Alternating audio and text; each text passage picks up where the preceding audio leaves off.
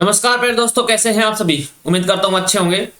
सहसा head constable का exam नजदीक में है और उसके लिए हमने क्लासेस स्टार्ट की थी जिसमें हम प्रीवियस ईयर क्वेश्चंस कर रहे हैं। आज हमारी चौथी क्लास है और लास्ट क्लास है जिसमें हम प्रीवियस ईयर क्वेश्चन करेंगे जो अभी 2019 का एग्जाम 2023 में हुआ था। 30 जुलाई 2023 को शिफ्ट नंबर 2 का एग्जाम ओरिएंटेड सॉल्यूशन करेंगे। अगर आप सिलेक्शन पाना चाहते हैं तो ये चारों वीडियो आपको जरूर देखनी चाहिए। मैं आपको यहाँ पर इस बात से अवगत कराना चाहता हूं कि अभी रिसेंट में एग्जाम हुआ है तो इसी प्रकार के प्रश्न इस बार भी पूछे जाएंगे। तो एग्जाम ओरिएंटेड सॉल्यूशन के साथ हम अपनी क्लास स्टार्ट करते हैं। तो चलिए, पहला क्वेश्चन आपके सामने है कि 8 आदमी एक घर को 5 दिन में रंग सकते हैं, उसी घर को 4 दिनों में रंगने के लिए कितने आदमी की आवश्यकता होगी। यहाँ पर हम किस फॉर्मूले का यूज कर लेंगे। देखो, MDH अगर फॉर्मूला आपने पढ़ा होगा टाइम वर्क स्पीड डिस्टेंस में, टाइम एंड वर्क में, ठीक है। M1 D1 H1 is equal to M2 D2 H2 और अपॉन यहाँ W1 और W2। तो M मैन, यहाँ दिन, ये डे, ये आवर और ये वर्क, ठीक है। तो इसी प्रकार यहाँ पर क्या है, 8 आदमी एक घर को 5 दिन में रख सकते हैं। तो 8 आदमी एक घर को 5 दिनों में रख सकते हैं। काम कितना है, उसी काम को करना है तो काम को लिखने की आवश्यकता नहीं है। इज इक्वल टू उसी घर को 4 दिनों में, मतलब 4 दिनों में कितने पुरुष की आवश्यकता होगी, कितने, ठीक है, मेल की आवश्यकता होगी। तो ये पूछा गया है। तो कितना होगा, 4 दूनी 8 और 5 दूनी 10, मतलब कितना आवश्यकता होगी, 10 पुरुषों की आवश्यकता होगी। तो ऑप्शन नंबर कितना होगा, ऑप्शन नंबर 4 हमारा राइट आंसर हो जाएगा। ये आपका राइट आंसर था। चलिए, अगला प्रश्न आपके सामने है कि दूध का मूल्य 14 रुपए प्रति लीटर से बढ़कर कितना हुआ। 14 रुपए प्रति लीटर से बढ़कर कितना हुआ, 15.40, ठीक है, 40 रुपए पर लीटर हो गया। तो कुछ बताओ कि मूल्य में कितने प्रतिशत की वृद्धि हुई। तो कुछ 14 से कितना हुआ, 15.4 हुआ, तो कितना हुआ, 1.4 बढ़ा। किस पर बढ़ा, 14 पर, और मल्टीप्लाई बाई 100, परसेंटेज निकालनी है। तो 1 0 से 1 0 कैंसिल और 14 से 14 कैंसिल, तो कितना होगा, 10%। तो ऑप्शन नंबर कितना होगा, ऑप्शन नंबर 2 हमारा राइट आंसर हो जाएगा। तो मूल्य में कितने प्रतिशत की वृद्धि हुई, 10% की वृद्धि हुई। अगला प्रश्न आपके सामने है कि एक टैंक को 3 पाइप ABC द्वारा 4 घंटे में भर दिया जाता है। पाइप कौन है, C B से दुगुना तेज है, B A से 3 गुना तेज है, और पाइप A अकेला कितने समय भरेगा, ये पूछा गया है। तो 3 पाइप है, A B और C, A B और C कितने घंटे में, 4 घंटे में भर सकते हैं।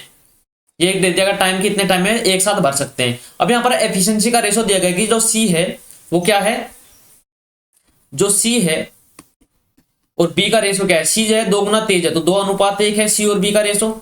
इसी प्रकार B जो है और A, इनका रेशो क्या दिया गया है, B A से 3 गुना है, मतलब B कितना है, 3 गुना तेज है A से। तो यहां से हम ABC का रेशो निकाल सकते हैं। क्या होगा, यहां पर B को बराबर कर लो, इधर 3 की मल्टीप्लाई तो इधर भी 3 की मल्टीप्लाई, तो A कितना होगा, 1:3 कितना हो जाएगा, 6 हो जाएगा।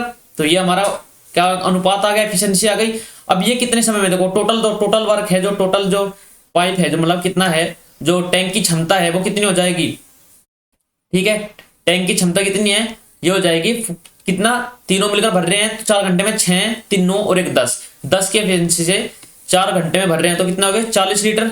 ये होगी क्षमता, टैंक की क्षमता ये है। तो अब पूछा गया कि ए अकेले कितने समय में भर देगा, 40 लीटर को कितने समय में। ए की एफिशिएंसी कितनी है, 1 है, तो 1 से डिवाइड करने पर कितना होगा, 40 घंटे। तो ऑप्शन नंबर क्या होगा, ऑप्शन नंबर 2 हमारा राइट आंसर हो जाएगा कि 40 घंटे में वो अकेले भर सकता है। अगला प्रश्न है कि ए किसी कार्य का 1/6 भाग 5 दिनों में कर रहा है। 1/6 भाग कितने दिनों में, 5 दिनों में कर रहा है। तो टोटल भाग कितने में कर लेगा, अगर 1/6 भाग 5 दिनों में कर रहा है तो टोटल कितने में कर लेगा, टोटल कर लेगा ए कितने दिनों में, 30 दिनों में, ठीक है। यहां पर क्या है कि बी उसी कार्य का 2/5 भाग, बी कितना कर रहा है, बी 2/5 भाग कितने दिनों में कर रहा है, यहाँ कर रहा है कितने दिनों में, 8 दिनों में। तो 2 से इसको काटेंगे 4 बार, ठीक है। तो कितना होगा, बी कितने दिनों में कर लेगा, बी कर लेगा टोटल काम कितने दिनों में, 5 चौक 20 दिनों में। ए 30 दिनों में कर रहा है, बी कर रहा है 20 दिनों में। तो यहाँ पर हम टोटल वर्क निकाल सकते हैं। यहाँ से ए और बी अगर हम देखें 30 और 20 दिनों में कर रहा है तो यहाँ से हम टोटल वर्क निकालेंगे एलसीएम 60। तो ए की जो एफिशिएंसी है वो कितनी है, 2, और बी की एफिशिएंसी कितनी है, 3। तो पूछा गया कि दोनों मिलकर कितने दिन में पूरा कर सकते हैं। टोटल वर्क कितना है, 60 अपॉन, अब दोनों की एफिशिएंसी एक दिन में कितना कर रहे हैं, 3 और 2 5 कर रहे हैं मिलकर, तो कितना दिन में कर लेंगे दोनों मिलकर, 12 दिनों में। ए प्लस बी कितने दिनों में कर लेंगे, 12 दिनों में काम पूरा कर देंगे। तो ऑप्शन नंबर कितना होगा, ऑप्शन नंबर 1 हमारा राइट आंसर हो जाएगा, 12 दिनों में काम खत्म हो जाएगा। अगला प्रश्न है कितने समय में 12% वार्षिक साधारण ब्याज पर 1860 रुपए की राशि कितने हो जाएगी? 2641.20 रुपए हो जाएगी। देखो हमारे पास क्या है, राशि है प्रिंसिपल, और यहाँ पर क्या है, अमाउंट है। प्रिंसिपल कितना है? 1860, और राशि कितनी है, अमाउंट कितना है, मिश्र धन कितना है, ये हमारा क्या है, मिश्र धन है। अगर हम यहाँ से हम क्या निकालें, हम यहाँ से क्या निकाल सकते हैं? देखो जो अमाउंट होता है वो क्या होता है, अमाउंट इज इक्वल टू कितना, प्रिंसिपल प्लस के इंटरेस्ट, यही तो होता है। मतलब 1860 में जितना भी एक्स्ट्रा जुड़ा है वो क्या है, इसका इंटरेस्ट है। हम इंटरेस्ट निकाल सकते हैं यहाँ पर, तो क्या इंटरेस्ट होगा? देखो अगर हम यहाँ पर इंटरेस्ट निकालें, यहाँ पर इंटरेस्ट कितना होगा, यहाँ से इसमें से क्या घटाएंगे, 1860 हम घटा देंगे यहाँ पर, ठीक है। तो 2 जीरो ऐसे, यहाँ पर 1, यहाँ पर कितना होगा, ये कितना हो जाएगा 14, यहाँ पर कितना गया 8, यहाँ पर कितना 15, यहाँ पर होगा 7, तो 781 पॉइंट कितना हुआ 20। तो यहाँ पर क्या है, देखो आपने पढ़ा होगा कि सिंपल इंटरेस्ट का जो फॉर्मूला होता है SI इक्वल टू कितना, PRT ओवर में 100। यहाँ से आप निकाल सकते हैं। हमको क्या है, हमारे पास क्या है, सिंपल इंटरेस्ट भी है, कितना है 781.20। ये हमारे पास क्या है, सिंपल इंटरेस्ट। हमारे पास प्रिंसिपल भी है, प्रिंसिपल कितना है 1860 गुना में हमारे पास रेट है 12%, टाइम हमको निकालना है, अपॉन में क्या दे दिया गया है, अपॉन में दिया गया है 100।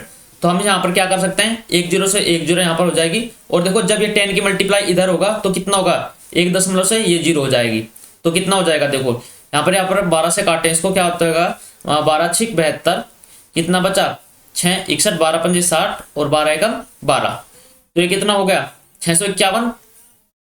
अब यहाँ पर कितना हो जाएगा, अब एक बार आप देख पा रहे हो तो 186 से जब 652 कटेगा, 651 कटेगा तो कितना होगा, क्या 4 बार जा सकता है? 4 बार तो जाएगा ही नहीं, 4 बार तो क्या हो जाएगा 18 चौक 72 हो जाएगा, तो ज्यादा हो गया, ये तो कैंसिल ही हो गए। 3 बार होगा 18 या 54, तो 3 बार से ज्यादा है और 4 बार से कम, तो एक ही ऑप्शन बचता है, ये भी कैंसिल। ऑप्शन नंबर 2 हमारा राइट आंसर हो जाएगा। तो आपको कैलकुलेशन करने की आवश्यकता भी नहीं थी, यहीं पर आप अगर आप थोड़ा सा दिमाग लगाते आपका आंसर आ जाता। अगला प्रश्न क्या है कि 2 घंटे दिन का कितना प्रतिशत होता है? देखो एक दिन में कितने घंटे होते हैं, एक दिन में कितने घंटे होते हैं, 24 घंटे होते हैं। तो पूछा कि 2 घंटे 24 घंटों का कितना प्रतिशत है? आप इसको ऐसे तो लिखेंगे, आवर से आवर कट जाएगा, 2 से किसको काटेंगे 12 बार, और ये कितना हो जाएगा 8 से 1/3%। अगर आप मुझसे जुड़े हुए हैं target the math become maths expert में, तो आप जो परसेंटेज और फ्रैक्शन जो चार्ट है आपको उंगलियों पर याद होगा, आप बिल्कुल आसानी से क्वेश्चन को सोल्व कर सकते हैं। अगला प्रश्न है यदि 1/, देखो ऐसे प्रश्नों में सबसे ज्यादा गलती होती है, आपको बड़े ध्यान से करना है, ठीक है। और इन प्रश्नों को ना बेसिक से किया करो, बिल्कुल बेसिक से जाया करो, ऐसे प्रश्नों करने में गलती होने के चांस बहुत कम होते हैं। अगर आप दिमाग बस ऊपर से करोगे तो क्वेश्चन को गलत कर बैठोगे। जैसे अभी बताता हूं कैसे करोगे। आपके पास प्रश्न है कि 1/3.125 इज इक्वल टू 0.3 और 2। तो आपसे ये पूछा गया है कि बताओ 1/0.000325 का मान क्या होगा। बच्चा क्या देखेगा, इसे देखते ही क्या करेगा, हाँ कि देखो दो अंकों के बाद दशमलव है, इधर दशमलव बड़ा है नीचे, तो क्या होगा इधर भी बढ़ जाएगा, ये करेगा, यहां पर देखेगा ये नहीं है ये नहीं है, ऑप्शन नंबर 4 राइट आंसर, और क्लिक कह देगा कि मैंने तो बहुत अच्छा प्रश्न कर दिया। लेकिन आपका प्रश्न यहाँ पर गलत हो गया।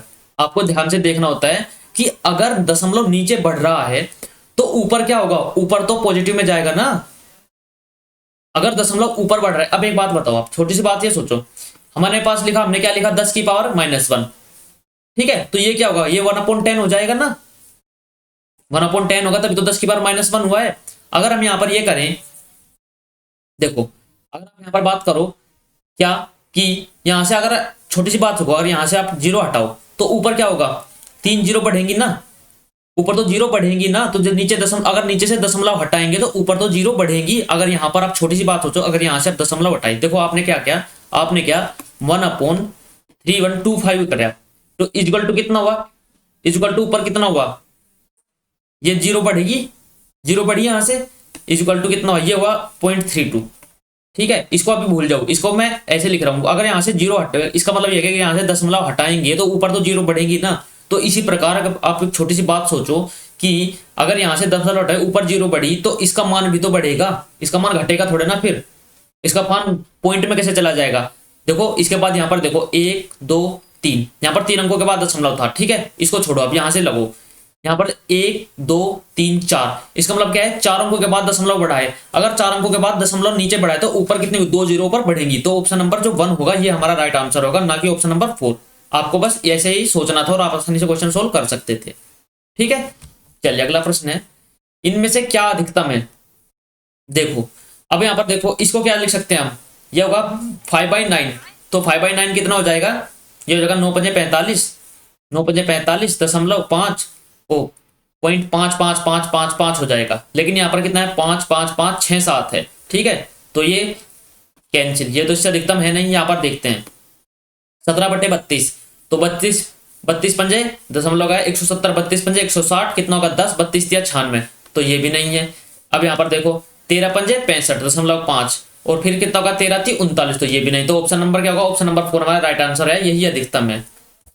अगला प्रश्न है 3 के प्रथम 9 गुणजों का औसत, 3 के प्रथम 9 मतलब 3 का प्रथम 9 गुणजों का औसत, ये पूछा गया है कि इनका औसत बताओ। तो पहला औसत कितना होता है, लास्ट प्लस के फर्स्ट अपॉन में 2, तो कितना होगा 3 प्लस लास्ट कितना 27 और अपॉन में 2, तो 30/2 कितना होगा, 30/2 इक्वल टू कितना होगा 15, तो 15 का है 15, ऑप्शन नंबर 4 हमारा राइट आंसर हो जाएगा। अगला प्रश्न है कि 6 7 9 12 सेकंड के अंतराल में क्रम से समय में 4 घंटियां एक साथ बजने लगी, तो ये बताओ कितने में। अब मैंने आपको देखो चौथे या शिफ्ट है ये, ठीक है, और सब में एक जैसे प्रश्न पूछे गए हैं 6 7 9 12, इनका क्या लेना है, मैंने आपको बताया था क्या लेना है, एलसीएम लेना है। तो एलसीएम कितना होगा, एलसीएम आ जाएगा 9 × 4 × 7, तो ये इसका एलसीएम आएगा 9 चौक 36 सत्ते, देखो 36 मल्टीप्लाई बाई ये कितना होगा 7 छंग 42, कितना 7 छंग 42 7 21 4 25 252, लेकिन 252 ऑप्शन में है नहीं, तो इसका मल्टीपल देखो, इसका दुगना देखो, इसका दुगना है क्या 504, 504 ऑप्शन नंबर 3 हमारा राइट आंसर हो जाएगा। आप मल्टीपल देख सकते थे और आसानी से क्वेश्चन को सोल्व कर सकते थे। एक आयताकार होल की लंबाई उसकी चौड़ाई से 5 मीटर अधिक है, एक आयताकार होल की लंबाई, देखो होल की लंबाई उसकी चौड़ाई से 5 मीटर अधिक है, ये बोला गया है।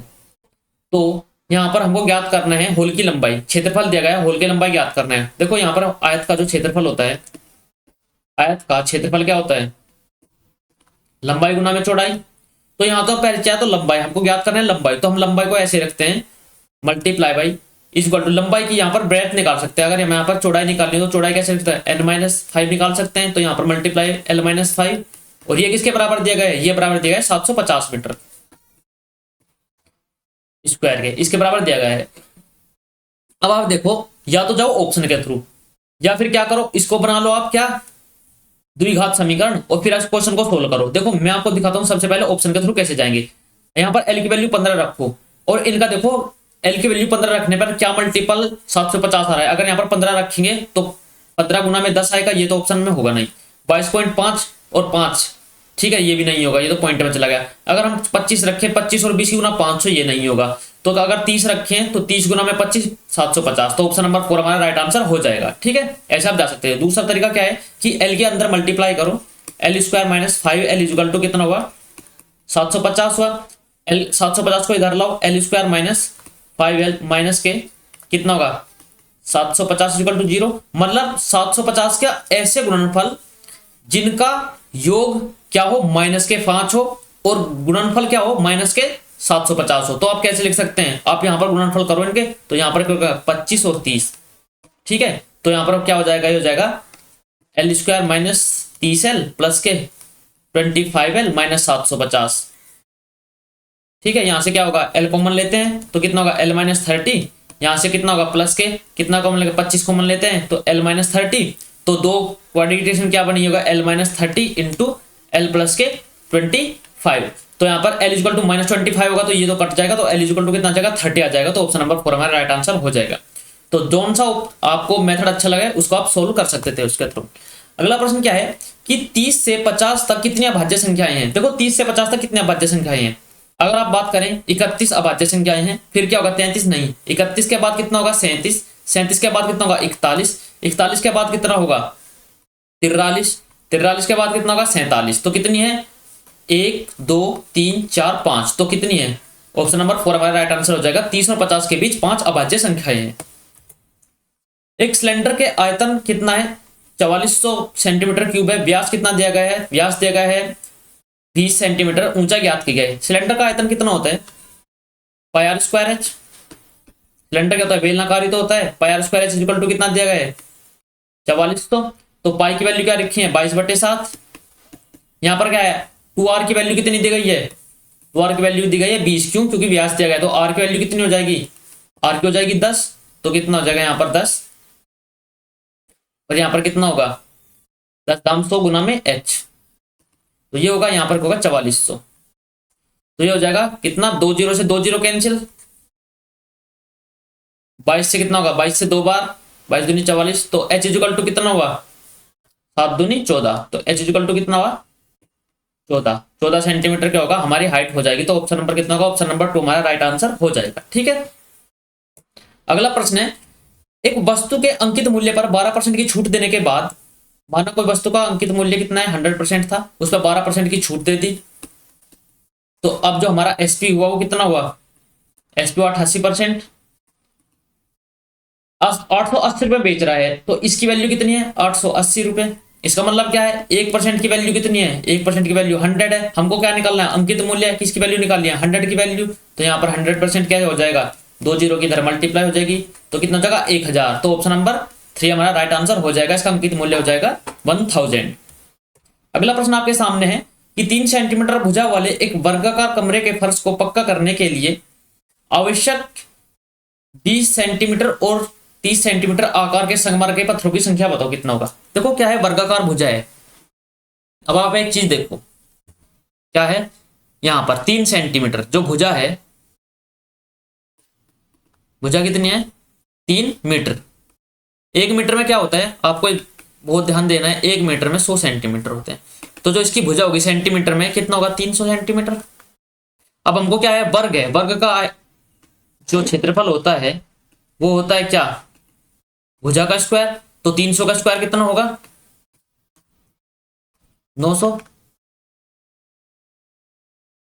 ठीक है, अब क्या याद करना है 900 होगा नहीं, क्यों 3 के बाद 2 0 है तो 4 0 होंगी, 1 2 ये हो जाएगा। ठीक है 90,000। अब हमको क्या याद करना है, हमको याद करना है कि पत्थरों की संख्या बताओ कितनी होगी, तो अपॉन में किससे डिवाइड करेंगे। हमारे पास एक का जो एक की जो है हमको पास दे दी गई है कि 20 और 30 की है, तो अपॉन में डिवाइड कर देंगे किससे, हमको n की वैल्यू निकालनी है कि n मान लिया n पत्थर रहेंगे n संगमरमर लगेंगे, तो इसके क्षेत्रफल को भाग कर दो किससे 20 गुना में 30, तो कितना हो जाएगा 2 0 से 2 0 गई, 3 दूनी 6, 6 से 15, तो कितना का 150, तो कितना जाएगा 150 पत्थरों की हमें आवश्यकता होगी, संगमरमर के 150 पत्थरों की आवश्यकता होगी। तो ऑप्शन नंबर 3 हमारा राइट आंसर हो जाएगा। अगला प्रश्न आपके सामने है एक ऐसे समकोण त्रिभुज का क्षेत्रफल ज्ञात कीजिए जिसका कर्ण 13, जिसका कर्ण तो कितना है 13 है, जिसकी लंबवत भुजा 5 है, तो आधार 12 हो जाएगा। 5 12 13 आपको पता होना चाहिए ट्रिपलेट होती है। तो जो समकोण त्रिभुज का क्षेत्रफल क्या होगा, जो क्षेत्रफल होगा वो कितना होगा 1/2 गुना में आधार गुना में ऊंचाई।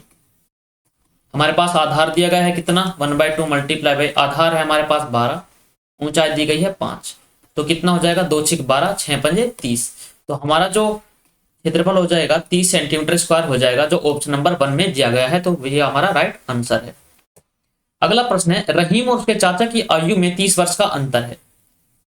चाचा ठीक है और रहीम, इनकी आयु में जो अंतर है 30 वर्ष का है, अंतर दे दिया गया है, अंतर दिया गया है 30 वर्ष का अंतर है। ठीक है, चाचा बड़ा होगा, ठीक है रहीम छोटा होगा।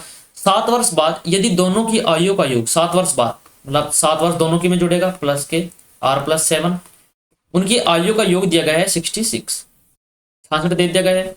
तो अब बताओगे इनका आयु का योग कितना होगा, c + r कितना हो जाएगा, इसमें से 7 और 7 14 जाके घट जाएंगे, तो कितना हो जाएगा 66 में से अगर 14 गए तो 52 बचेंगे हमारे पास। अब हमारे पास दिया गया है कि चाचा की आयु पूछी गई है, योग दिया गया है c + r, जो चाचा और कौन है रहीम का योग है 52, उनका अंतर हमारे पास है कितना है 30। अब हमको चाचा की आयु निकालनी है, तो यहाँ पर क्या करो इनको ऐड कर दो, ये ऐड होगा ठीक है, तो ये ऐड होगा, ये प्लस है ये माइनस है तो ये कट जाएगा आपस में यहीं पर, तो ट्वाइस ऑफ चाचा इज इक्वल टू कितना हो जाएगा 82। तो चाचा की वैल्यू कितनी आ जाएगी 82 अपॉन में 2 इज इक्वल टू 41। तो 41 वर्ष चाचा की आयु है और चाचा का लिए ऑप्शन नंबर 4 राइट आंसर हो जाएगा। ठीक है, अगला प्रश्न आपके सामने है कि कौन सी संख्या 11 से विभाजित है। 11 से विभाजकता का नियम मैंने आपको बताया था कि एकांतर संख्याओं का योग या तो एकांतर संख्याओं का योग क्या होना चाहिए, दोनों का योग क्या होना चाहिए, या तो 11 का डिफरेंस होना चाहिए या 0 के बराबर होना चाहिए। अब यहाँ पर देखते हैं ये कितना है 2 और 1 3 और 1 4 और ये कितना है 8 7 15। तो क्या होगा 15 और 4 का जो डिफरेंस है वो क्या है 11 है। तो ऑप्शन नंबर 1 ही हमारा राइट आंसर हो जाएगा और किसी भी ऑप्शन को आपको देखने की आवश्यकता है ही नहीं, क्योंकि 4 में से सिर्फ एक ही ऑप्शन सही हो सकता है। अपने समय को बचाना है, सदुपयोग करना है और आगे बढ़ जाना है। अगला प्रश्न आपके सामने है कि √0.9 का मान ज्ञात कीजिए। यहां पर आप कैसे निकालेंगे, देखो ये आपके सामने प्रश्न है। आपको यहाँ पर पता होगा क्या कि जो ये 9 होता है ये आपको ऐसे भी तो लिख सकते हैं 9/10। तो यहाँ पर 9 का जो स्क्वायर रूट होगा 3 हो जाएगा। मतलब क्या है कि यहाँ पर क्या ये ऑप्शन हो सकता है, देखो जब ऐसा होगा तो अगर यहाँ पर होता 0.09 तब यहाँ पर 100 होता तब तो आप ऑप्शन ला सकते थे, तो ये गलत हो जाएगा। जब ये गलत है तो ये कैसे सही हो जाएगा, ये भी गलत हो जाएगा।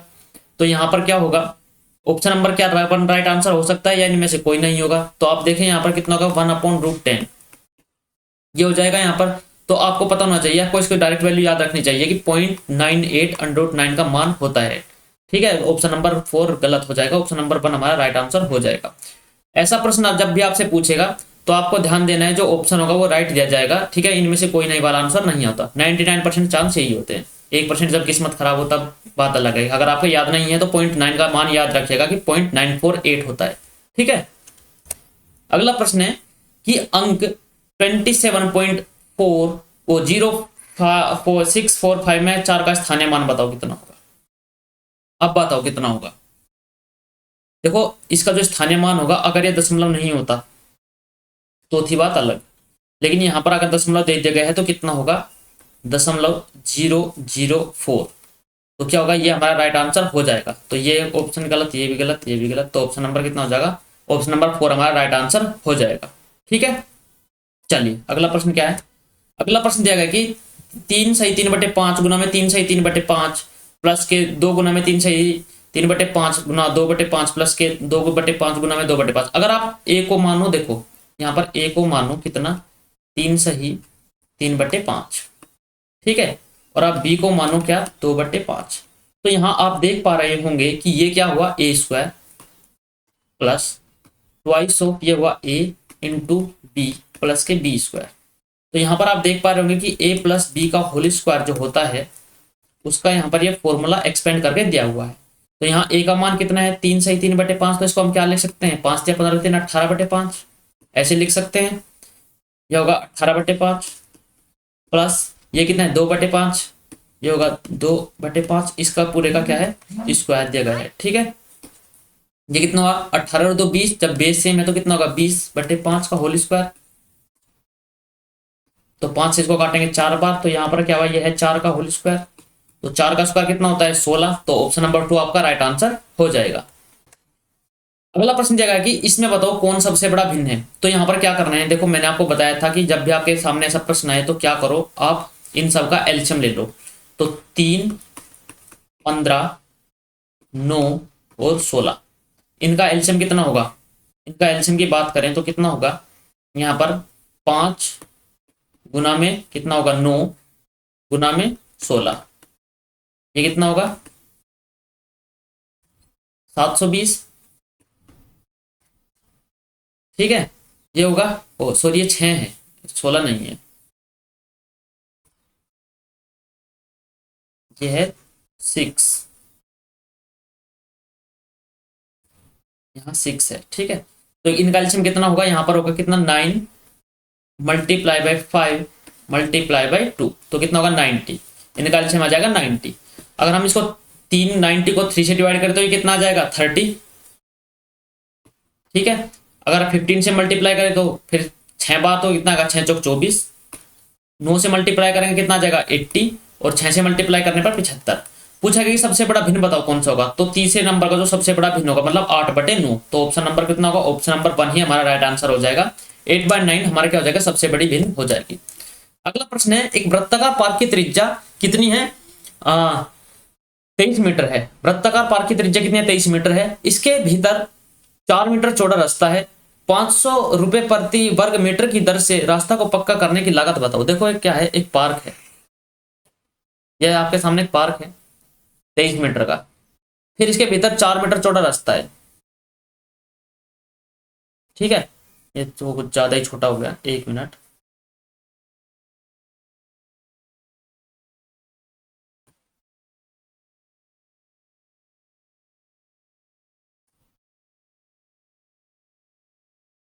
ठीक है, यहाँ पर देखो ये 4 मीटर, इनके बीच ये गैप जो है ये है 4 मीटर। अब एक बार देख पा रहे होंगे कि यहाँ से यहाँ तक इसकी जो त्रिज्या है, ये देखो यहाँ से यहाँ तक जो त्रिज्या है ये है 23, ये पूरी 23 है, लेकिन ये बीच में 4 मीटर है, तो ये कितना हो जाएगा, ये 19 हो जाएगा, पूरा कितना हो जाएगा, 23 हो जाएगा। अब यहाँ पर क्या बोला गया है कि 500 रुपए प्रति मीटर की दर से रास्ता को पक्का करना है, मतलब क्या है, इनका जो देखो जो बड़ा जो वर्त है उसका क्षेत्रफल, अगर उसमें से हम छोटे वर्त का क्षेत्रफल घटा दें तो क्या आ जाएगा, जो रास्ता आ जाएगा उसका क्षेत्रफल आ जाएगा। उसको पक्का करने के लिए हम 500 की मल्टीप्लाई कर देंगे तो कितना आ जाएगा, बड़े का क्या होगा, बड़ी जो त्रिज्या है उसको लिख सकते हैं हम कैपिटल आर इक्वल टू कितना है 23, स्मॉल आर कितना है इक्वल टू कितना है 19, ठीक है। तो बड़े का क्षेत्रफल कितना हो जाएगा पाई आर स्क्वायर, छोटे का क्षेत्रफल उसमें घटाना है पाई आर स्क्वायर, ठीक है। तो ये हो सकता है, तो यहाँ पर हम पाई कॉमन ले लेते हैं, तो यहाँ पर R square minus R square, तो आप यहाँ पर देख पा रहे होंगे A square minus B square का फॉर्मूला बन गया। तो आप इसको ऐसे तो लिख सकते हैं pi into R plus R into R minus R, आप लिख सकते हैं इसको ऐसा। तो यहाँ पर देखो तो ये क्या हो जाएगा, अगर आप यहाँ पर अब पाई का मान भी रख दे कितना होगा 22/7, ठीक है। अब यहाँ पर आर प्लस आर 19 और 23 कितना होगा 42, गुना में कितना हुआ इनका अंतर 4, तो इसको काटे 7 से 6 बार, ठीक है। अब एक काम और करो, यहाँ पर कितना हुआ, अब हमको 500 रुपए पर मीटर की किससे रास्ता पक्का करना है, तो 500 की मल्टीप्लाई भी यहीं पर कर दो इसकी, तो कितना हो जाएगा, देखो 6 चौक 24, 24 पंजे 120, तो कितना हुआ 12,000 होगा। 12,000 में किसकी मल्टीप्लाई करो, 22 की गुना किस में कर दो 12,000 में कर दो आप, ठीक है। कितना हो जाएगा 12 दूनी 24 और 12 दूनी 24 और 26, तो कितना हो जाएगा 2,64,000। तो ऑप्शन नंबर क्या है, ऑप्शन नंबर 2 हमारा राइट आंसर हो जाएगा। अगला प्रश्न है, मीना ने 7 रुपए में 20 अंडे खरीदते हैं। 7 रुपए में कितना खरीद रही है, 20 अंडे खरीद रही है, 20 एग, ओके। 7.20 रुपए में 7.2 रुपयों में क्या हो रही है, वो 12 अंडे बेच रही है, 12 अंडे क्या भी बेच रही है। ये एसपी है, ये तो है सीपी, ये हो रहा है एसपी। यदि 30 रुपए का लाभ होता है, लाभ हो रहा है 30 रुपए का, तो उसके द्वारा खरीदे गए अंडों का मान बताओ। अब आप एक बात सोचो, देखो उसने 7 रुपए में कितने हैं 20 अंडे उसने खरीदे, 7.2 रुपए में 12 अंडे बेच दिए, तो उन्होंने ये सोचो 12 अंडे कितने रुपए में खरीदोगे, पहले ये देखो 12 अंडे कितने रुपए में खरीदे, तो यहां देखो आप उसने क्या किया, 7 अंडे खरीदे 20 रुपए में, 7.2 रुपए में 12 अंडे बेच दिए, तो एक अंडा कितने में बेचा, एक अंडा उसने बेचा कितने रुपए में 0.6 रुपए में, 0.6 रुपए में बेचा। अगर हम यहाँ पर बात करें 20 अंडे की, उनने 12 अंडे कितने बेचे, 12 अंडे बेचे कितने में, यहाँ पर अगर हम 20 अंडे की बात करें, 20 अंडे कितने रुपए में बेचेगी, तो 20 अंडे जो बेचेगी वो कितने रुपए में बेचेगी बताओ, वो 12 रुपए में बेच देगी, 12 रुपए में बेच देगी। देखो उनने 7 रुपए में क्या किया, 20 अंडे तो खरीदे, ये तो है क्या, ये तो है सीपी। उसने क्या किया 12 रुपए में 20 अंडे बेच दिए, ठीक है, ये है एसपी। अब यहां पर प्रॉफिट कितना हुआ 5 रुपए का, लेकिन वो बोल रहा है कि प्रॉफिट हुआ 30 रुपए का, 30 रुपए का प्रॉफिट हुआ, तो इसमें किसकी मल्टीप्लाई करेंगे 6 की मल्टीप्लाई करेंगे। अगर यहां पर 6 की मल्टीप्लाई करेंगे तो अंडे भी तो बराबर करने होंगे, इसमें भी 6 की मल्टीप्लाई करेंगे, तो शुरुआत में उसके पास कितने अंडे थे 20 6 का 120, तो ऑप्शन में क्या होगा, ऑप्शन नंबर 2 हमारा राइट आंसर हो जाएगा। उसने 120 अंडे खरीदे थे, तब जाकर उसे कितना हुआ 7.2 में 12 बेचने पर तब जाकर उसे 20% का लाभ हुआ, ये आपका राइट आंसर था।